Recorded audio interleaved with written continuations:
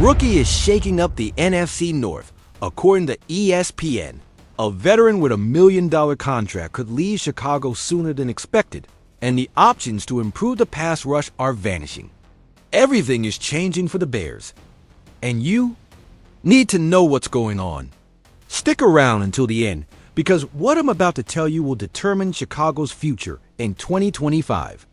Let's start with the most critical situation flying under the radar. Trey Hendrickson, the NFL's leader in sacks with 17.5 captures in 2024. Yes, you heard right. More than Myles Garrett, more than TJ Watt has just resumed contract negotiations with Cincinnati after months of a Cold War. What does this mean for Chicago? That we're missing the golden opportunity to solve our biggest defensive problem. And when I say biggest problem, I'm not exaggerating. Jeremy Fowler from ESPN reports that both parties have resumed communication after Hendrickson missed the entire offseason program, including the mandatory minicamp where he was fined $105,000. Do you remember 2018 when we had Khalil Mack, Akeem Hicks, and Leonard Floyd? Our pass rush was unstoppable. 50 sacks as a team, the league's top defense, playoffs guaranteed. And what do we have now? Montez Sweat, who, yes, has all-pro potential, but he's alone out there. The numbers don't lie. Chicago finished 2024 with just 31 sacks as a team, ranking 28th in the league. Do you know how many sacks you need to be competitive in the modern NFL? At least 40. The Lions had 46, the Vikings 42, even Green Bay had 41. We are years behind. I believe Ryan. Polls have been secretly working on this trade for months. Think about it. Hendrickson is 30 years old. Coming off his best season, the Bengals need help in other positions, and we have picks and salary cap space. It was the perfect move. But now that Hendrickson and Cincinnati are talking about money, we're probably talking about $20 to $25 million a year. Our chances go straight to the trash. And you know what's worse? There's no plan B worth having. Dennis Allen, our new defensive coordinator, needs more than hope and good wishes to make this scheme work.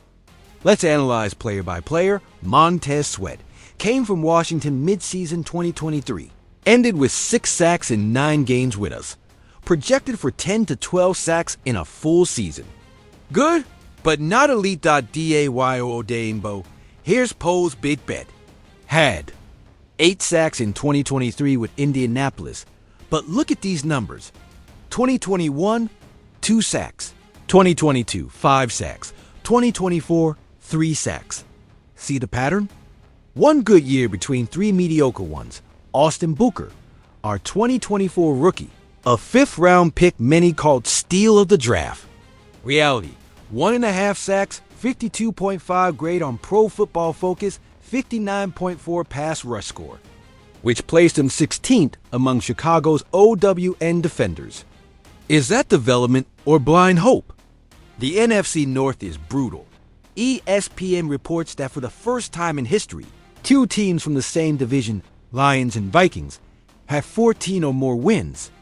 And are we going to compete against Jordan Love, Jared Goff, and Sam Darnold with this pass rush? Green Bay has a rebuilt offensive line, but Jordan Love remains vulnerable under pressure. He had 11 fumbles in 2024. Detroit lost Aiden Hutchinson to injury, but their offense is so explosive. You need constant pressure. Minnesota, with J.J. McCarthy or Sam Darnold, whoever starts, will have all day to throw if we don't generate pressure. If Hendrickson signs with Cincinnati, and all signs point to it happening, I guarantee we'll be looking for another edge rusher in the 2026 draft. Because finding elite pass rushers isn't like buying bread on the corner. Do you know how many edge rushers have had 15 sacks in the last 3 seasons? 12. Out of 32 teams, only 12 have found that production. And Hendrickson is one of them, coming off 17.5 sacks. And we're letting him go. Pole's strategy seems to be developed from within. But how much time do we have? Caleb Williams is in his 2nd year, needs protection and needs. the defense to keep him in games. If we can't generate pressure, we'll be in shootouts every week. If Hendrickson's situation surprises you, get ready for this. Cole Kmet, our $50 million tight end. Yes, $50 million is being directly linked with Pittsburgh in potential trades according to CBS Sports. And I tell you this, when Cody Benjamin from CBS connects specific names, it's nitrogen monoxide coincidence. The Bears basically proclaimed the new face at tight end by spending a first-round pick on Colston Loveland this year, wrote Benjamin. Did you hear that word? Proclaimed? Not suggested, not hinted. Proclaimed. Let's get to the numbers because that's where the truth lies. In 2023, Ryan Poles gave Kmet a 4-year extension worth $50 million, with $31 million guaranteed. That's $12.5 million. A year for a tight end who's never scored more than 7 touchdowns in a season. Do you know how much Travis Kelce makes? $14.3 million. Mark Andrews, $14 million. George Kittle, $15 million. Kmet is making top 5 money at his position without top 15 production. That is the problem. Let's be brutally honest about what Cole Kmet has produced. 2021, 60 receptions, 612 yards, 7 TDs, his best season. 2022, 44 receptions, 544 yards, 7 TDs, clear regression. 2023, 73 receptions, 719 yards, 3 TDs, more catches, fewer touchdowns. 2024, 51 receptions, 631 yards, 4 TDs, total inconsistency. See the pattern? In 4 years as a starter, his best touchdown mark was 7. Travis Kelce averaged 11 TDs per season in the same period. Darren Waller, before retiring, averaged 8. Even Pat Freiermuth from Pittsburgh had 7 TDs as a rookie. When Ben Johnson arrived from Detroit as our new head coach, he brought the scheme that made Sam Laporta an immediate star. Do you remember Laporta's numbers as a rookie in 2023? 86 receptions, 889 yards, 10 TDs, 10 touchdowns as a rookie. Johnson knows exactly what kind of tight end he needs for his system. And we drafted Colston Loveland with the 10th pick specifically to be that piece. Do you think Johnson will keep a $12.5 million tight end seated on the bench while developing his favorite rookie? The Steelers desperately need tight end help to accompany Aaron Rodgers in his first season in Pittsburgh. Pat Freiermuth is solid, but they need a veteran who can produce immediately. CBS Sports mentions Pittsburgh is also eyeing Jonnu Smith and Kyle Pitts. But Kmet has clear advantages. Cheaper than Pitts, $8 million versus 12 or more million. Younger than Smith, 26 versus 29. Proven experience as a primary receiver familiar with NFC North schemes for Chicago. A trade with Pittsburgh could bring us a 4th-round pick, possibly 3rd if incentives are included. That pick could be crucial for drafting depth in the edge rusher or secondary. Here's the big question. Is Colston Loveland ready to be the number 1 tight end from day one? Coming off off-season shoulder surgery, but expected to be fully healthy for training camp. In Michigan, Loveland was a machine. 2024 had 56 receptions, 649 yards, 4 TDs, and an offense focused more on running. But here are the numbers that matter.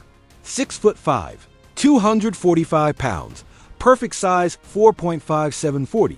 Enough speed to create separation. 5% catch rate in college. Reliable hands. Brian Paris from Bears.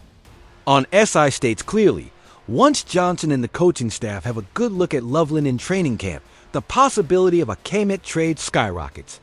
And I believe that's exactly what's going to happen. Johnson will see Loveland running routes, see his chemistry with Caleb Williams, and make the decision we all know is coming. The future is now. But is it smart to bet everything on a rookie coming off surgery? Here's my analysis. In Johnson's system, tight ends don't need to be perfect from day one. Laporta had some sluggish weeks as a rookie, but the system protected him until finding his rhythm. If we trade Kmet, we free up $8.5 million in cap space for 2025. with only $4 million in dead money. THAT money could make the difference in signing a high-caliber free agent or extending Montez Sweat before becoming unaffordable. Pittsburgh would have to absorb the rest of the contract. But for a team in win-now mode with Rodgers, $12.5 million for a veteran tight end is not madness. And just when you thought we were done, here comes the real explosive news. ESPN has just declared that Colston Loveland will be the best rookie in the entire NFC North in 2025. Did you hear right? Above Matthew Golden from Green Bay, the first wide receiver the Packers draft in the first round since 2002. This is not a casual opinion. ESPN surveyed insiders from each NFC North team, people who live and breathe these teams 365 days a year, and the consensus was overwhelming in favor of Loveland. Courtney Cronin, Bears insider at ESPN, said something that gave me goosebumps. Teams don't draft tight ends in the top 10 without expecting immediate impact. With Johnson calling plays, Loveland could be the type of weapon Sam Laporta was for the Lions as a rookie. 10 touchdowns? 10 touchdowns? As a rookie? Do you know what that would mean for our offense? The last time a Chicago tight end had 10 or more TDs was never in the modern era. Mike Ditka had 12 in 1961, but that was a completely different league. But here's the CRAZY part. Loveland also received votes from Kevin Seifert, Vikings insider, and Eric Woodyard, Lions insider. Do you realize what this means? Experts covering our direct rivals are saying our rookie will be better than theirs. Eric Woodyard knows better than anyone what Sam Laporta did in Detroit as a rookie. If he's voting for Loveland over his own team's rookies, that tells me all I need to know. The only dissenting vote came from Rob Demarski, Packers insider, who advocated for Matthew Golden. When you're the first receiver your team drafts in round 1 since 2002, you better prove it was worth it. Golden was selected with the 23rd pick, and Demarski has a valid point. He will have all the chances in the world, especially with Christian Watson initially out due to a knee injury. But here's my counter-argument. Green Bay has Jaden Reed, Romeo Dew, and Dante Vian Wicks. Golden will compete for targets. Loveland, on the other hand, will be the only consistent vertical threat in our tight end room if we trade Kmet. And do you know why this is perfect for Chicago? Loveland comes from Michigan, where he played in the biggest college football games. Rose Bowl, college football playoff, the game against Ohio State. This guy won't flinch when facing the Packers twice a year. In his senior season, Michigan went 15-0 and won the national championship. Loveland was a key piece of that offense, yet never the main star. He had to share targets with multiple receivers, ran routes from different positions, and always performed when called upon. Let's look at Michigan numbers that really matter. 2024 championship season. 56 receptions on 75 targets, 74.7% catch rate, 649 yards, 11.6 yards per reception. 4 TDs, low number because Michigan ran a lot in the red zone, 0 lost fumbles all. Season 2023, 44 receptions, 649 yards, 5 TDs, 14.8 yards per reception. Elite for a tight end, multiple 100-yard gains against ranked defenses. See the consistency? 2 consecutive years with exactly 649 yards. That is a player who knows his role and executes perfectly. Courtney Cronin isn't the first to compare Loveland with Laporta, but let's analyze if it's a fair comparison. Physically, Laporta, 6 foot, 4, 245 pounds, 4.5940. Loveland, 6'5", 245 pounds, 4.5740 EDGE. Loveland, taller, faster. In college, Laporta at Iowa, 42 rec, 670 ITs, 3 TDs senior year. Loveland at Michigan, 56 rec, 649 ITs, 4 TDs senior year, EDGE. Loveland, more receptions, more TDs offensive system. Laporta entered A. Perfectly familiar system. Loveland joins with the same coordinator who developed Laporta. EDGE tie both with Johnson. Here's what has me most excited. Ben Johnson not only developed Laporta, but completely revolutionized how Detroit used its tight ends. Before Johnson, the Lions averaged 6 tight end TDs per season. With Laporta in Johnson's system, 10 TDs as a rookie, 9 TDs in his second year, Johnson knows exactly how to create mismatches with tall, athletic tight ends. Motions, bunch formations, pick plays, routes from the slot. Loveland will see all those opportunities. And do you know what's most important? The chemistry between Loveland and Caleb Williams is already building. Williams comes from USC, where he consistently threw to his tight end Lake McCree. Williams knows how to find tight ends and seams over the middle. In red zone situations, Rob Demoski mentioned Golden immediately connected with Jordan Love during the offseason program. But do you know what? Williams and Loveland have had ALL spring to develop that chemistry, and Williams already has experience working with productive tight ends. Unlike Golden, who will compete with established receivers, Loveland has a highway to immediate targets. If Kmet stays, formations of 2 tight ends. Loveland as the receiving threat if Kmet is traded. Loveland as the immediate T1 red zone. His height, 6'5", makes him an automatic target third downs. Johnson loves using tight ends in clutch situations if I had to bet. Here's my projection for Loveland as a rookie conservative. 50 receptions, 600 yards, 6 TDs realistic. 65 receptions, 750 yards, 8 TDs optimistic. 75 receptions, 850 yards, 10 TDs. The optimistic projection would put him in conversation for Offensive Rookie of the Year. The realistic one would make him the best rookie tight end since Sam Laporta. Look, after years of watching this team search for its identity, we finally have the pieces for something special. But we are also at a critical moment where decisions in the coming months will determine if we are contenders or pretenders. Hendricks in reality. If we lose him, we must find another way to generate pressure. That means betting everything on developing Booker and Odeyingbo, or making a move for someone like Hassan Reddick or Josh UCH the Kmet decision. If we trade him, we free up resources for other moves. If we keep him, we need creative ways to utilize $12.5 million in tight end depth. Loveland's potential. ESPN doesn't often err with these predictions. If he's really going to be the best rookie in the NFC North, that completely changes our offense. Is Loveland really the best answer at tight end, or are we being too optimistic? My analysis, ESPN is right. Johnson didn't draft tight ends in the top 10 by accident. Laporta was a revelation, and Loveland has an even better combination of size and speed. Can we compete in the NFC North without an elite pass rush? The brutal answer, nitrogen monoxide. Lions, Vikings, and Packers all have explosive offenses. Without constant pressure, we'll be in shootouts every week. Is it worth trading Kmet for a 4th-round pick? It entirely depends on Johnson's confidence in Loveland. If he's 100% convinced, that 4th pick plus $8.5 million in cap space could prove more valuable than an expensive backup tight end.